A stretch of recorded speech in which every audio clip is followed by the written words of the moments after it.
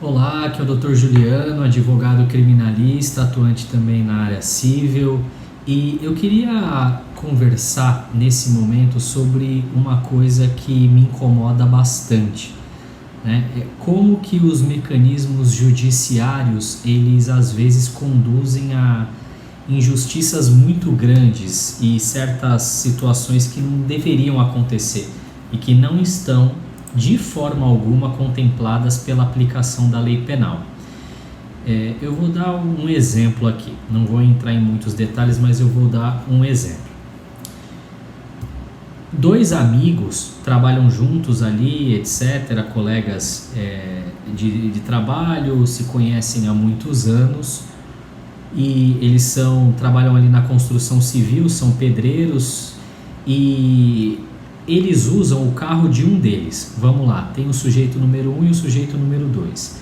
Então o sujeito número 1 tem um carro, só que esse carro está com documento atrasado e começa a apresentar falhas mecânicas. Ao mesmo tempo, e só por isso, veja, já está começando a ficar mais difícil o exercício da atividade profissional, porque eles não podem ficar com o carro para lá e para cá, pelo fato de que o carro, além de estar apresentando falhas mecânicas graves, vamos lá, o carro está fumando, além disso, ele está com documento atrasado, então se é parado numa situação aí, etc., pode acabar ficando sem o carro. Ao mesmo tempo, esse sujeito número 1, dono do carro, ele sofre um acidente no trabalho, ele cai de uma laje e ele tem uma fratura exposta no tornozelo, precisa ficar com aquela gaiola, fica meses afastado do trabalho. O outro, que é o seu parceiro de trabalho, precisa continuar tocando as obras e não pode ficar sem o carro para trabalhar, eles usam o carro do sujeito número 1, tá acompanhando a história, né? Pois bem. Aí aparece uma proposta de um cidadão aí que está com outro carro que também está com documento ruim, documento atrasado, etc., porém está com a mecânica em dia. Então eles chegam, conversam e aí falam assim um pro outro, né? Falam, ó, como é que tá, assim, o problema do carro é só documento atrasado, mecânica tá ok? Tá ok. Se carro tá enrolado em alguma coisa, algum processo, não, quanto a isso, tranquilo, o carro tem procedência, tem tudo e tal, é só o documento atrasado mesmo, IPVA e licenciamento, é só isso. Não, tranquilo. Os caras deram ali o carro do sujeito número 1 como parte do pagamento, inteiraram o valor e compraram esse segundo carro. Daí eles estão ali indo trabalhar num belo dia, eles estão ali indo trabalhar e eles são parados na entrada da cidade. Por que eles são parados na entrada da cidade? Porque esse carro estava com chassi raspado e eles não sabiam, compraram o carro e não sabiam que o carro estava com chassi raspado. A polícia vai lá, prende o carro, vai todo mundo para a delegacia, porque ou vocês adulteraram, ou vocês cometeram um crime de adulteração de sinal de veículo, ou vocês cometeram um crime de receptação por estar comprando um carro nessas condições. Não, nenhuma coisa nem outra, porque a gente não sabia, não sei o que, tal. Não, vai responder. Beleza. Eles vão atrás do cara que venderam o carro, que venderam o carro para eles. O cara já sumiu, desapareceu, sumiu no mundo, já trocou o número de telefone, ninguém acha mais o cara em endereço nenhum. E eles estão lá com o BO na mão, certo? Ok. Eles trazem a situação, né, pro escritório e não vou falar que fui eu o advogado. Eles levam lá o caso para um advogado da sua confiança. O advogado pergunta o que aconteceu, questiona os detalhes e eles falam, não, nós somos inocentes, a gente não sabia e é isso. E o advogado explica o seguinte, analisa o andamento do processo e fala, olha, vocês vão receber a proposta do ANPP, o Acordo de Não Persecução Penal. E como funciona? Funciona assim, vocês concordando com os termos do acordo, ou seja, fazendo a confissão, vocês cumprindo a condição estipulada no acordo, o assunto se resolve, não vira processo, não suja a ficha de vocês, fica tudo em paz e segue a vida. Ó, doutor, poxa, mas a gente é inocente e tal, não sei o quê. O que o senhor acha da gente se defender? Aí o advogado fala para eles o seguinte: se vocês quiserem se defender, vamos para a defesa, mas quem julga não sou eu, quem julga é o juiz, e pode acontecer dos senhores serem absolvidos, né, e aí terem aí o nome de vocês limpo, ou pode acontecer dos senhores serem condenados, tá? E sendo condenados, não dá mais para voltar na proposta do acordo de não persecução penal. Engoliram seco, pensaram, e aí eles decidem o seguinte: não, doutor, então a gente vai aceitar o acordo. Beleza. Eles foram para a audiência. No acordo, a juíza sequer apareceu. Na audiência do ANPP, a juíza sequer apareceu. Foram eles, o advogado e a promotora, né? E no caso lá, a servidora do fórum, mas ali tinha a promotora, né? A promotora, ela faz a proposta e eles aceitam. Não, a gente aceita. Bom, os senhores sabem que implica a confissão, né? Não, a gente entende sim. Não, tudo bem. Ô fulana, começa a gravar agora. A gente não entendeu o que ia acontecer. Como assim começa a gravar agora? Já não estava gravando? Começa a gravar agora? Ela vai e aí a fulana fala, né? Não, tá gravando. Aí ela vai e pergunta, acusado número 1, a denúncia é essa. O senhor confessa? Confesso. Ah, como que aconteceu? Conta pra mim como que aconteceu. E aí o cliente olha pro advogado, mas como assim contar o que aconteceu? Como assim? A gente é inocente, a gente está aceitando o acordo para acabar com o processo. Aí o advogado fica entre a cruz e a espada. Por quê? Veja, se o advogado se insurge contra a promotora e fala, doutora, a senhora não deveria fazer isso. Eles concordam com os termos do artigo 28A, isso vai estar constando na ata da audiência, vai estar constando no termo de acordo, e é suficiente para a consecução do benefício, eles estão assistidos por advogado. Não, mas eu quero que eles contem como aconteceu. Mas por que quer que eles contem como aconteceu se não vai ser feita a apuração de responsabilidade e se eles também não vão se defender? Não, mas eu quero que eles contem. Vamos supor que o advogado se insurja contra isso e a promotora fala assim, quer saber, pensando bem, eu não vou mais oferecer o acordo não. Agora a gente vai instruir o processo, não vou mais pro... Ela pode fazer isso? Veja, em regra, não. Em regra não poderia. Porque esse assunto está chegando agora em Brasília, lá no STJ, e provavelmente será decidido que o ANPP ele configura um direito subjetivo do réu, do acusado. Então, ele preenchendo os requisitos, a promotora não pode, no caso o órgão do Ministério Público não pode recusar a proposta, e se nesse sentido se omitir e não propor o ANPP, o juiz ou a juíza pode de ofício propor o ANPP, por se tratar de um direito subjetivo do acusado, porquanto ele preenche as condições previstas em lei, lá no artigo 28A do CPP, para ter acesso a esse benefício, por assim dizer, a esse acordo, né? Então, só que aí, o que acontece? A gente está no Tribunal de São Paulo, nós estamos no Tribunal de Justiça do Estado de São Paulo, o tribunal mais punitivista do país. É um tribunal que, em regra, segundo os ministros do STJ e segundo os ministros do STF, é um tribunal que não respeita os precedentes dos tribunais superiores, não respeita a jurisprudência dos tribunais superiores, e a promotora sabe que se ela violar ali naquele sentido e bater o pé e falar, não quero mais oferecer, desisto, não quero mais oferecer, e você se insurgir contra ela e lá em cima a coisa for revertida, o que acontece com ela? Nada. Não acontece nada, nem com ela nem com a juíza. Então o que ela faz? Ela joga o ônus todo pro advogado, né? Ela joga todo o ônus pro advogado e ela pede pro cara contar a historinha. Não, como que foi, como que não foi e não sei o que. e o acusado tem que inventar uma historinha para poder convencer a promotora para poder ter acesso ao ANPP. Para ele poder confessar nos termos do artigo 28A a fim de ter acesso ao ANPP, ele tem que inventar.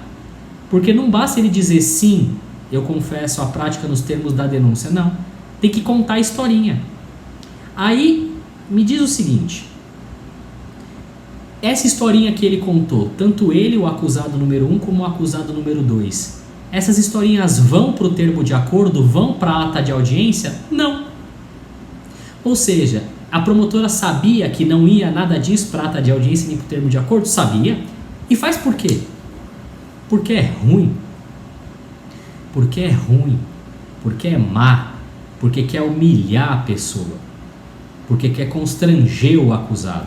Não basta ele estar assumindo a responsabilidade por aquela situação, não basta ele se dispor a cumprir os termos do acordo propostos por ela, não. Ela quer humilhar, ela quer constranger. Porque vamos supor que tudo isso ficasse registrado. Até aí você consegue entender, fala, não, mas isso vai ficar lá registrado para depois você não falar que foi coagido, alguma coisa assim. Então ali está constando tudo o que você falou. Não, não vai constar. Não vai nada disso para ata. A pessoa fez isso de ruim, fez isso de má. Quer humilhar o acusado, quer constranger o acusado, completamente sem necessidade.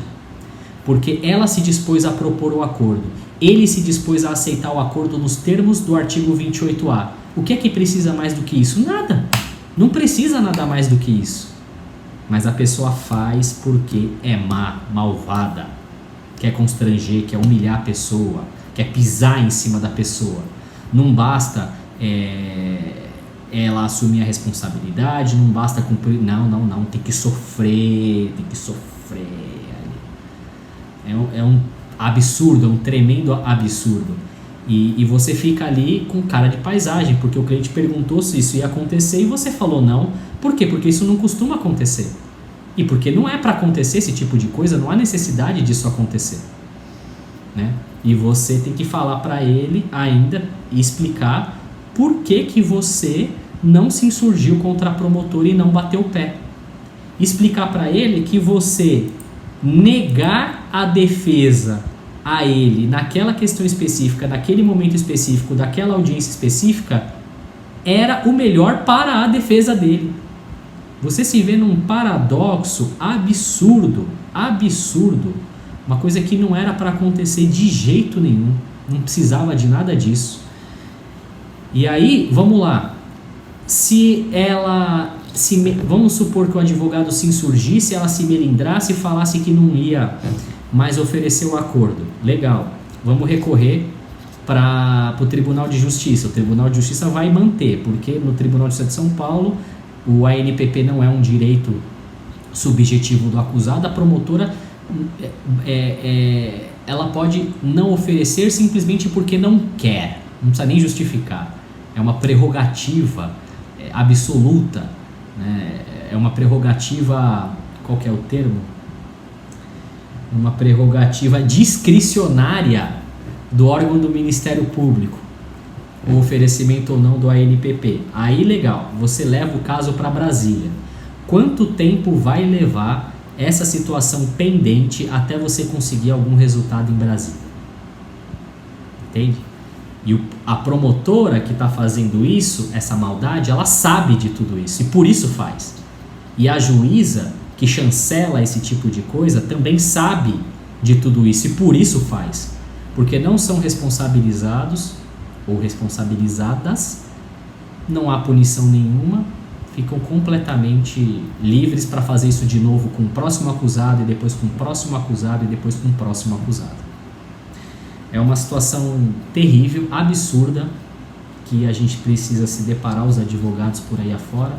Não vou dizer com quem aconteceu essa situação, nem que tipo de caso que foi, mas vamos, contemplar esse cenário que foi narrado e ver se isso é justo, se precisa disso, se há necessidade desse tipo de situação, né? Olha, a gente precisa repensar certas coisas, e os réus são primários bons antecedentes, não tem problemas com a justiça, são pessoas trabalhadoras, chefes de família, e se veem obrigados a passar por uma situação como essa. Enfim, a gente espera que isso em algum momento mude e que se crie mecanismos, porque se eu tivesse que arriscar um palpite, eu arriscaria que, ainda que não seja no STJ, mas ainda que seja apenas no STF, essa situação ela vai ser decidida a favor do acusado, no sentido de que quando ele preenche os requisitos para o ANPP, torna-se direito subjetivo dele o atingimento do benefício, não podendo ser uma prerrogativa discricionária da promotora oferecer ou não. Ela não pode escolher não oferecer se o acusado preencher os requisitos. Eu apostaria que é assim que vai ser decidida essa questão. Mas isso não vai adiantar muita coisa se você precisar sofrer um ano inteiro, um ano e meio à frente, até conseguir isso no habeas corpus ou em algum outro tipo de recurso num tribunal superior. É preciso mecanismos para que os tribunais sejam obrigados a aplicar os precedentes do órgão que é uniformizador da jurisprudência nacional. O STJ ele não uniformiza a jurisprudência de Brasília, ele uniformiza a jurisprudência do país.